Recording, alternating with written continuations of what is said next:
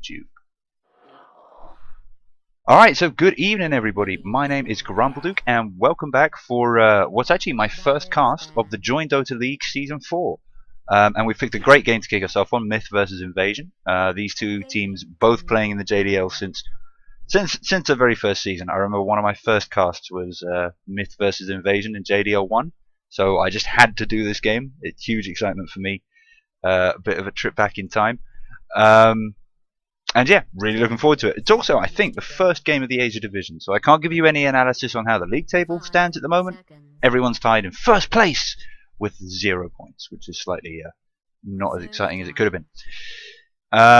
So having a look at the bans and picks we've got coming out here, we've got Death Prophet, Naga Siren, and Brewmaster, all fairly strong metagame picks. I have to admit, though, I haven't seen a huge amount of Naga recently. Magnus also, haven't seen a huge amount of Magnus, but again, he's a hero that I think has been brought back hugely by 6.82. The big change being that Empower can be cast on heroes even if they have BKB up now, which is an absolutely huge change. It's a similar change to what they did with Bloodseeker's Blood Rage. So you know, you can cast that on your friendly carries, and then when they pop their BKBs, it no longer debuffs the buff, and that can be absolutely huge. Great strategy. So, and the other thing is, I have actually been casting more of the European scene, so perhaps Magnus and Naga being really big on the Asian scene right now. Invasion going forward, Treant and Batrider. Now, I really like the combination of these two. It's a little bit tricky to pull off. Batrider obviously being a very he's a hero that depends on being able to isolate one hero from the pack, and he's very good at that. But if Myth play as a real group, then that will present a couple of problems for them. Treant, on the other hand, absolutely great for scouting out the enemy, great for a defensive style of play, and also his ult has great synchronicity with Firefly. The ability to kind of lock everybody in place for a very long duration is absolutely great with Batrider if he's managed to douse the whole area in flames. Myth going for the Razor pickup. Certainly a very strong hero at the moment, despite a couple of changes to do with how the Aegis worked with his ult. But I don't know, a bit of a strange choice for a first pick, unless you're really confident with him. He depends on the enemy team being at least partially dependent on right click in order to get the benefit of that static link off by draining all their damage. And so far, Invasion have gone for a very spell-heavy lineup. It's going to be interesting to see how that pans out. Myth picking up the Tidehunter. Now, this is a hero who really, he's always been popular. People just love Ravage, they love Kraken Shell, they love Anchor Smash. He's an amazing offlane.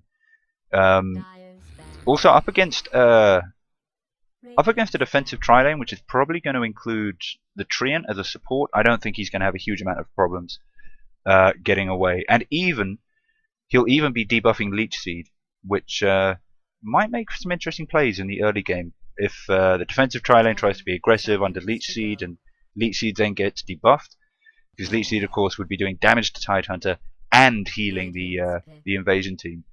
So if that gets debuffed suddenly by Kraken Shell, and they're not getting the heals they were expecting, that could be very strange. But they then go for a Witch Doctor pickup. Which of course is going to guarantee them a huge amount of heals.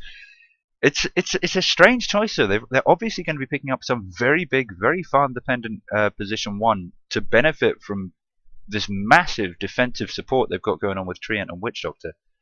But it's a strange choice. You know, you could be pretty sure the Myth's off lane is going to be Tidehunter, and he's just not that dangerous in lane. He can be, but I would have thought either Treant or Witch Doctor would have been enough to keep the carry alive.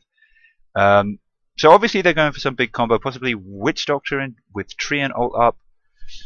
I can definitely see it working. I'm picking up one of my favourite heroes, the Viper, for the mid lane. Very strong laning presence, amazing right click. We're seeing him being picked up more and more across the world. You know, 6 months ago he was great hero for pubs, but pros never played him because he was too easy and didn't require any skill. Never been a view I entirely agreed with. He certainly doesn't require a huge amount of skill to do well with, and I don't disagree with that. But you know, the more you play him, the better you get. Myth going for the Morphling. So it's interesting. Invasion so far have gone for a very, in some ways, a very defensive build, but they don't have a huge amount of late game. Whereas Myth have gone for what could be, other than the Morphling, kind of an aggressive build, but they're also incredibly greedy.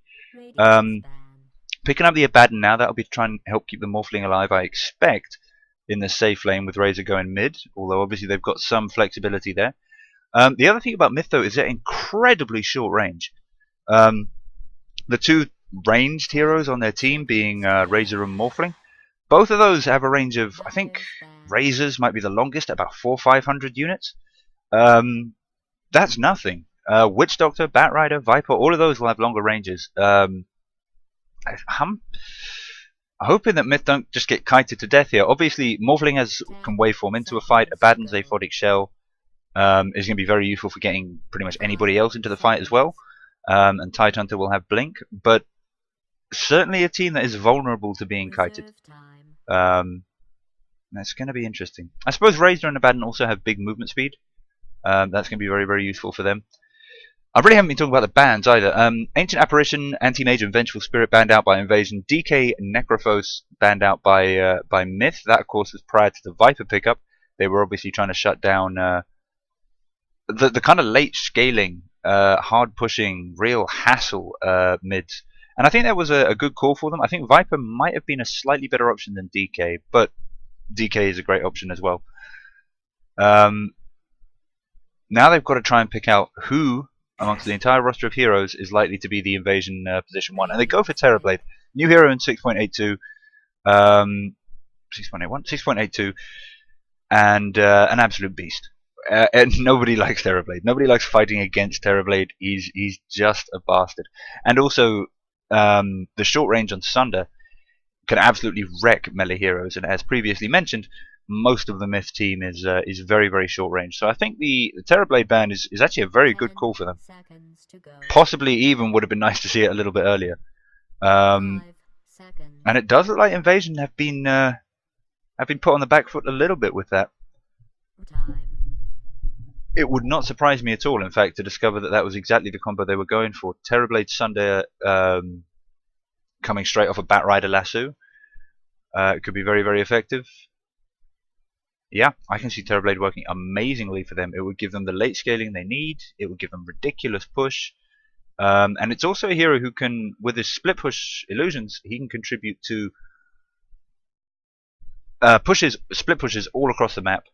So aiding in that 4 protect 1 strategy while at the same time still securing his farm.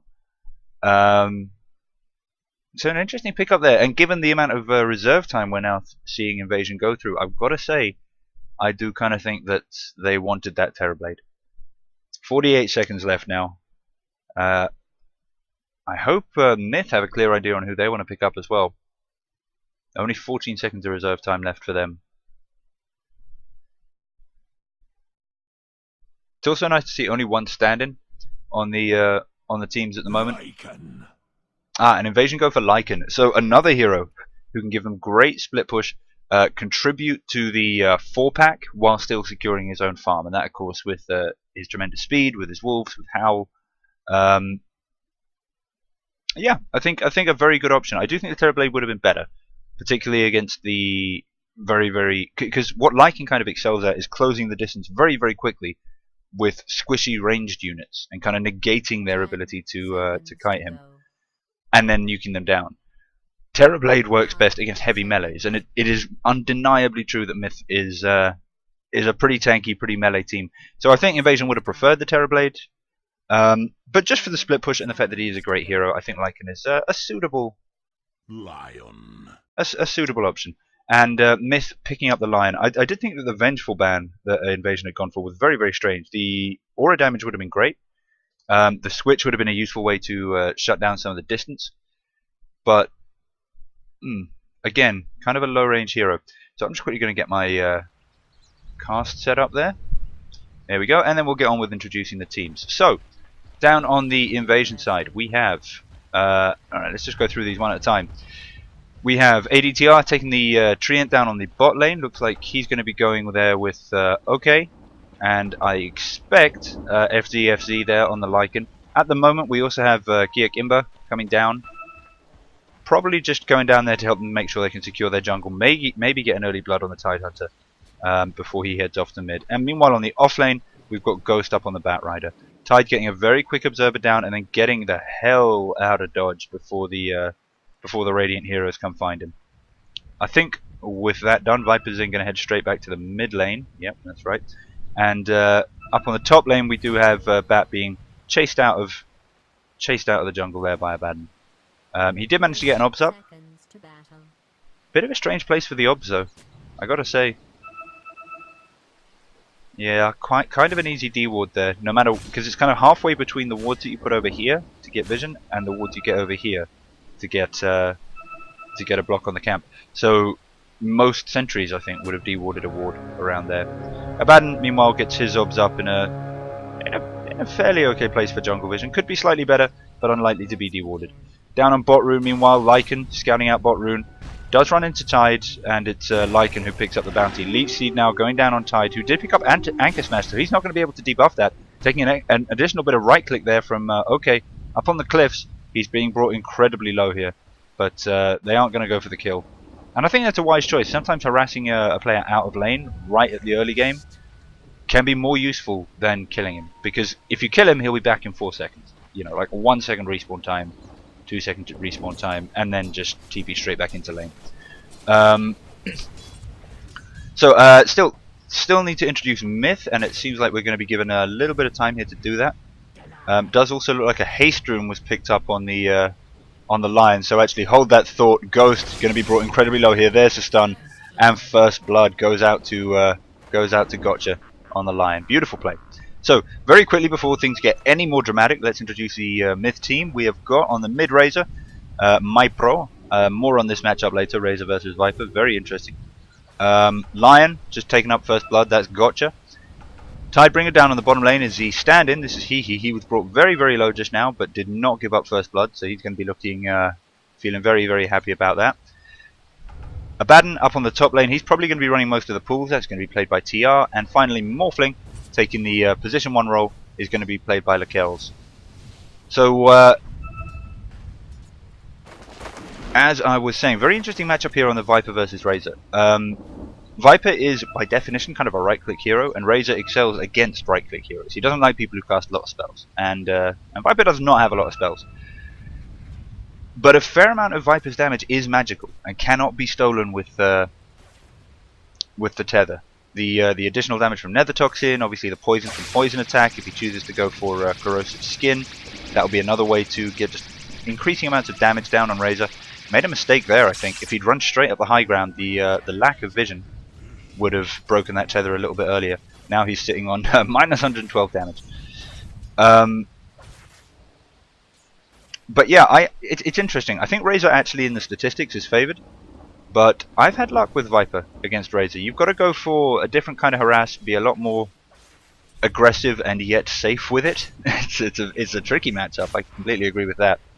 But I've had it go either way. It's one of those really interesting matchups to me. So meanwhile, Batrider has kind of been pushed off into the jungle. We do have. I thought we had some stacks waiting for him. Unfortunately, we don't. So he's going to have to be stacking for himself, and that is both a wise choice and an unwise choice. He needs to secure his farm, and it's certainly a scary lane up there with that Lion pickup. But one of the heroes that you can least afford to give free farm to is Morphling. Batrider coming down. They want to pick off this Razor. He's being brought incredibly low. Viper with his damage stolen has to rely on Nether Toxin to secure the kill. But as I said, it will be enough. And honestly, I don't think Batrider actually contributed much to that kill. I mean, he was in the jungle anyway. It was worthwhile him coming over to help. But I don't think he even got a single right click off. That was all down to Viper. Bot lane, Lycan actually almost equal with the Morphling in terms of last hits. So the free farm that Morphling is getting is at least being countered by Lycan. But I think what Invasion need to be aware of is that their hero comes online and then peaks a lot earlier than Morphling does. But he doesn't last quite as long. So they need to get this Lycan up, moving, getting stuff done as soon as they possibly can. I'm very, very glad to see that... oh no. I was going to say I'm very, very glad to see Lycan not going for a Midas, but with 1,000 gold in the bank, that might actually be what he's doing.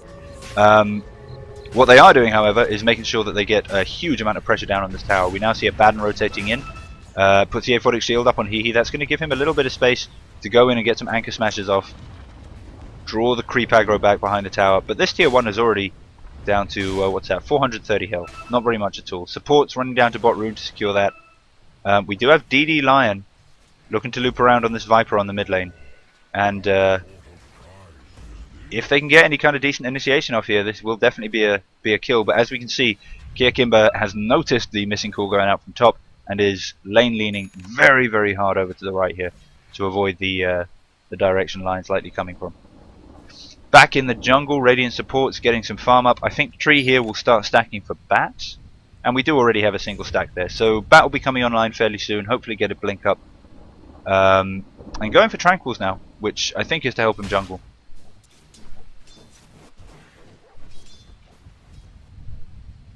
By the way, yeah, sorry, just noticing the Twitch chat.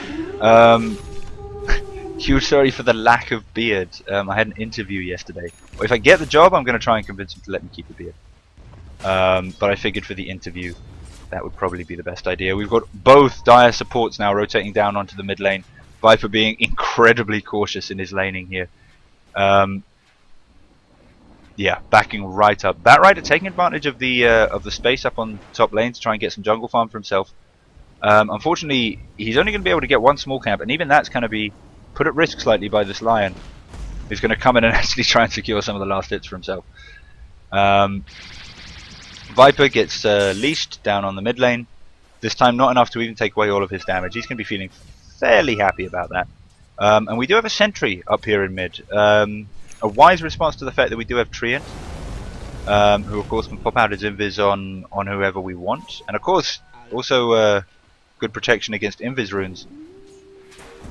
And in fact that is what saved them there. Razor being spotted out, sorry, Batrider being spotted out by Razor there as he attempted to come in. We've got the supports coming up now as well, but it's Batrider who ends up falling. Razor following him not very far behind, and Lion, who TP'd in to try and help, being chased down by this Viper who does not even have enough mana for poison attack. There it is. We get the slow, but he doesn't have damage. He doesn't have any damage right now. They are managing to put the push back onto mid a little bit. Tidehunter taking advantage of the supports being out of lane to get some damage down on Lycan. Harass him a little bit more. Still waiting on his 6 though, so no real danger to Lycan as of yet. Razor returning to mid. Clarity up on Viper. That will be very, very useful for him, and we see him going straight for his mech. So, quick look at the early items, see if there's anything huge coming out. Buckler just got picked up by Viper, hadn't seen that before. And Lycan, despite saving up quite a lot of early gold, definitely not going for a Midas. He's picked up the Ring of Regen, so he'll just be working on finishing off his Vlads very, very soon, and then maybe going for an early Roche. We do have a Midas up on the Morphling though. As I said before, you know, he's a kind of hero that if they can get that scale will do absolutely devastating things. And he does have pretty much total free farm. I didn't actually see the minute that he got that Midas at, but it must have been incredibly early. We saw a deliberate single pull there coming out from the Radiant supports with the objective of just reducing the distance between their two waves. And what that'll mean is they get a huge bulge when they want to push this tower. They've also chosen the catapult wave to do this on, which was a very wise move. But it does seem like Mith have at least some idea that this is going on, or a bit of a risk with the massive damage their tower has taken. We've got Morphling TPing in as well now. Looks like they might be going for OK. There's going to be a waveform to come out to secure the kill if nothing else. And Morphling back on the other side. Easy kill. The kill actually goes down to a Baden though, and we've got a 5-man rotation from Mith. I'm not sure it was worth this, unless they're planning on turning this into a massive pull. Push. So a quick look at the fight recap there. Yeah, most of the damage there came out from Morphling. I kind of think he should have saved waveform. I don't think they were in a huge risk of losing that kill. MyPro rotating back over to mid, alongside the Tidehunter there, just trying to force Lycan back off. They can't afford to be giving up too many towers this early. But this is kind of the risk of these big 5-man rotations. You leave your other two lanes completely open. And this is kind of costing them now. Because of course they've had to do a kind of a big hard rotation over to mid. leaving bottom effectively open again when it's almost in deny range. In fact, it is in deny range. Wow. Well, that was just not picked up on by the Mith team there. That tower needs a denying, boys. That tower needs a denying.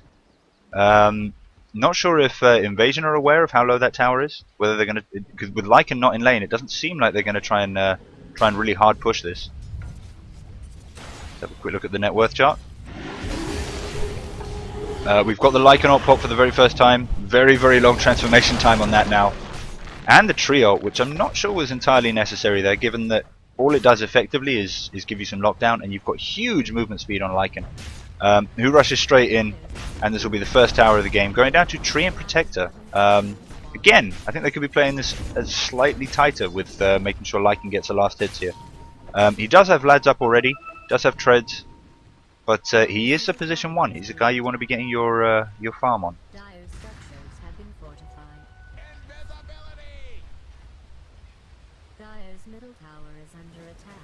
Now the push is switched over to mid lane. With Nether Toxin having an effect on towers, Viper is not a great pusher when a tower is full, but when a tower is this low, he only needs maybe 5 seconds to absolutely nuke it down. We do get the lasso used on the Razor as well. Ravage used to try and save him, but all it's going to need is one more right click. There it is, a little bit of Wolf Harass, and that's it. The kill goes down to Viper. You cannot steal the damage of the poison. Oh, we've got Gotcha coming in here, gets a beautiful Earth Spike down on Batrider. Oh, didn't have that. I was going to say, that would have been a great time for Finger of Death. But he just did not have the mana for it. He's got the mana for it now, though. Nice little mana drain there going on. And we've got 3 of the Dire heroes here ready to defend this mid tower. Cast gets thrown out. Obviously a bit of luck always implicit in that skill. Unfortunately, luck didn't go Witch Doctor's way there. It's only bounced among creeps. Treant and Lycan now looking for a bit of a push down on bot lane. This is, I gotta say, a bit of a strange choice. I think what they really want to do is send Lycan top and have the other 4 head mid. But you know, pressuring a tier 2 is never a bad thing. The Wolves being used to scout, I think this is a very, very good call, because they are obviously deep in enemy territory here, and they're going to need to make sure they don't get looped around on too much. Of course, if Mith do commit to killing the Lycan, that means they're going to leave in their mid very, very exposed against a Viper when it's already on only 145 health. And meanwhile, up on top lane, I mean, Batrider almost has his Blink Dagger, and that will, I think, see a bit of a change in the strategy of Invasion. Perhaps the reason they're maintaining the laning organization for slightly longer than I would have expected, the reason for that might be that they just want to make sure Bat gets his Blink before they try and mix anything up. Big push on mid, manages to secure that tower. And with Treant Illusions and Wolves doing damage and tanking the tower damage, really not much Razor could do there to stop that tower going down. The question is, Morphling farming all of this time, is he going to be able to come online and just absolutely wreck face this game? He's going to have to. His team can't. It's not even a question of they don't have the early game. It's a question of they're going to be in real trouble if this push carries on much further. They haven't, you know, Invasion haven't got a tier 2 down yet, but if that starts happening, then securing farm for this Morphling is going to get harder. The rest of the team is really going to start to starve, and it looks like now with a Blink Dagger out on the bat, we are going to see a big 5-man play here from Invasion as they group up and go for this last tier 1. The only Dire hero here not in the area is Tidehunter, who is TPing in as we speak. Wolves being sent in under tower. Plasma field popped. Just trying to phase out some of these heroes. The Radiant Creep Wave is just getting absolutely murdered. They are going to need a very, very good bat initiation in order to get a good kill here on Mith. And I'm not even sure who they go for. Do they go for the Morphling? Do they go for the Tide? Do they go for the Razor? Yeah, I think Invasion are sensing that with against a 5-man defense, it's going to be really hard to play into a Tide and a Morphling and a Razor. And they're better off just trying to split push to death, I think. So Lycan now going to work on the mid lane. We've still got Viper and Treant working on the top. Massive smoked up rotation though coming out from Hehe, which is going to enable them to avoid these wolves. Oh no! Spotted out by Ghost, who is coming up possibly looking for a jungle gank. And so that broke the smoke. The wolves then spotted the actual heroes. And that was lucky for Invasion. If that hadn't happened, there would have been a definite kill on that Lycan. Tide picking up a quick bounty. He's going to be moving slightly towards his blink as well with that. And it does kind of look like Invasion made the right choice here. They split up a little bit, and that forced immediate massive rotations from Mith. And unfortunately, that's just left this tower completely open. If I had to say one thing against the way Mith are playing this game, it's their rotations are too comprehensive. If you can rotate 3 and make it work, do that instead of rotating the full 5. Otherwise, you can almost say they cannot afford to leave a single tower undefended. Batrider was trying to go on the Razor there. Unfortunately, Abaddon was circling around behind him. So I think making the right choice here to just get the Firefly up, start moving across the cliffs, be a little bit more defensive, and at the same time scout things out a little bit more. The Lycan ult is popped. The Lion Stun was just used on the creep wave as well, so excellent timing there. They do manage to nuke down the Lion. Lycan now going for Razor, and with the damage steal being used on Batrider, Lycan's going to have no problem finishing that off. Morphling now TPing top. Got Abaddon there to support. Going to waveform out on the Lycan. His ult is down. But Morphling not feeling like they're ready to be super aggressive just yet. Down on bot lane we've got Hehe again trying to work on his Blink Dagger. Very, very close. Being pinged out by, I think, Witch Doctor as a potential kill. Meanwhile, Kick Imba, Mech, long finish, now working on BKB. Looking to come down the mid lane. Oh, and all of the damage going down on this Razor. Viper really is just slows in this team fight, but with the Witch Doctor ult down, that's perfectly acceptable. The Earthspike lands on Ghost. Gonna have to force to back up out of that, and now we've got Morphling coming in. He'll be looking for a waveform on Kick Imba, who is getting the benefit of the Witch Doctor heal. The Batrider actually ends up knocking Morphling slightly closer to the Viper there. I doubt that was intentional. We've got Lion coming in here to support this. Lincoln's now up on Morphling, pops the cask, which would have been perfectly timed. But of course, Lion and the Illusion's taking the brunt of that. But with that big chase, with Morphling moving out of top lane, we are going to see a big push coming out from this Lycan. You cannot afford to leave him in a lane. Lycan being careful not to be near the creep waves. Just making sure that he can't get hit in an Earthspike that might kill Lion. And we've got a Treant rotating up as well. And that will just be a very, very quick kill. Razor now coming in. They're going to need a decent bit of lockdown if they want to catch either of these heroes. And again, you know, big rotations up here. They didn't manage to save Lion. They are going to be able to stop the push on this tower. But with Tidehunter leaving, we've now got bottom completely exposed. And Ghost is still down there. Just happily farming it up. Going for his 4-staff next. Only going to need about another 500-600 gold to finish that off. And it just seems like Mith can't rotate around the map quick enough for to stop these pushes. It's just impossible for them. Whenever they rotate, they at least seem to feel that they need to rotate a large number of heroes to do it. Oh, Tidehunter pops the Ravage and picks off Batrider on the bot lane. But yeah, these rotations are just costing them so much. Because they can't, or they don't seem to feel confident rotating just 1 or 2 heroes. We are getting a lot of action going on top lanes as the Wolves scout out the dire advance here. There's the, oh, nice dust there. Spots out the tree, and I think this will be a very, very quick and easy kill. Going down to the Morphling as well, which is absolutely perfect. Lycan forced to pop his ult. Actually going to try and go for this Razor. Getting a huge amount of damage down as Kick Imba comes in to try and help out, and it's the haste rune on the Viper that gets the kill. Rest of the Dire team forced to back out a little bit there. I was going to say, the other bad thing for Mith is their team is kind of dependent on being able to group up and push. And the other thing that's true about all this pressure that's coming out from Invasion is, you know, even aside from what Invasion are managing to do, it's also meaning that Mith can't initiate any strategies of their own. They still have not got a single TL1 tower down just because they're being forced to play so defensively. And that would be true even if the defenses were working, which of course, as I said, not really going that well. And now we've got the invasion team pretty much full health. The only ult that is down is Lycan's. And we've got a huge push on this mid tower, and there's no way that Mith can try and defend this. Lycan already got Necro 3 up. Let's have another quick look at those items, in fact. So we are seeing the Ghost Scepter coming out on the Morphling, so that will be a shotgun morph. Very, very dangerous for any hero on the invasion team. And exactly, I think, the kind of Morphling that might just give Mith their chance back into this game. BKB is up on Viper. The 4 staff, I'm pretty sure, will be up very, very shortly on the Bat Rider. As we see, with the amount of map control that Invasion are getting, they now feel confident going for the Roast, so that will be an Aegis going on Lycan. Necro 3 on Lycan, Urn on Witch Doctor, Medallion going down on the Treant. There's the 4 staff pickup for Bat Rider.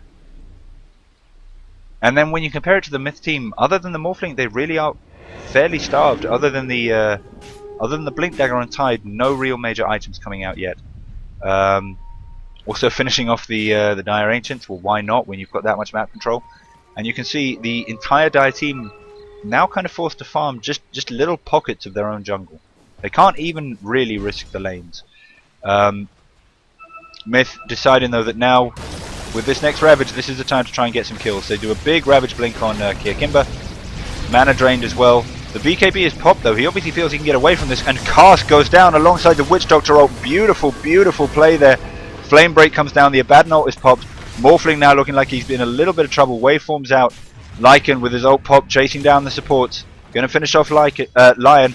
And with Abaddon's ult popped, he's going to finish off him as well. Looping around now to try and catch off this Tidehunter. And it's GG called from Mith. He going to do a quick try and TP back to base to try and stay safe. But at 13-5 with just this huge snowball Lycan lineup, I have to say I think that was the right time to call GG. Well played to both teams. That was a real pleasure. That was a real pleasure. Beautiful play there from Invasion. I think Mith could have made that work if Invasion had just been slightly less aggressive. If Mith had been able to farm up a little bit more and dictate the pace with their own pushes, they could certainly have cleaned that up a lot. But they were kited, they were nuked down, and they just could not keep up with the rotations needed to stop the Lycan split push. So excellent game. Thanks for everybody for tuning in. If you're watching on Twitch, please follow. If you're watching on YouTube later, please subscribe. No big outro though, because we've got to get straight in for game 2. If you're watching on Twitch, please stay tuned.